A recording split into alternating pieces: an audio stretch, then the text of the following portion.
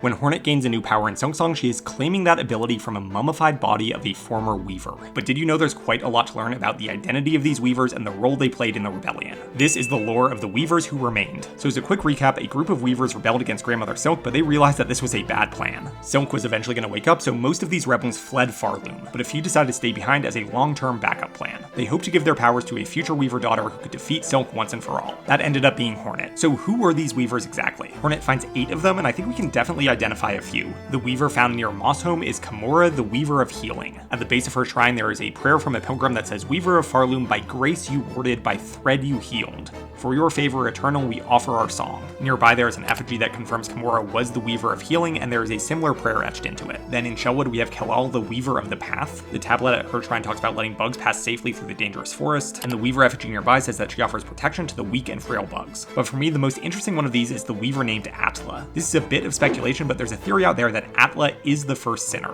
The first sinner was the one that discovered that weavers were elevated from common bugs and presumably started the rebellion against Grandmother Silk. And right below the first sinner's prison cell in the slab, there is a weaver effigy that is a carving of Atla, the Weaver of Time. The prayer etched into the effigy says, "By grace of your example and our history held full in mind, our song is yours." To me, that line about history points to the fact that Atla was the one to discover the origin of the weavers, meaning Atla is the first sinner. There are a few more weaver bodies out there, but it's a bit harder to pin down who exactly they are. But let me know if you want a video about the scattered evidence for those ones, and subscribe for more Silksong lore.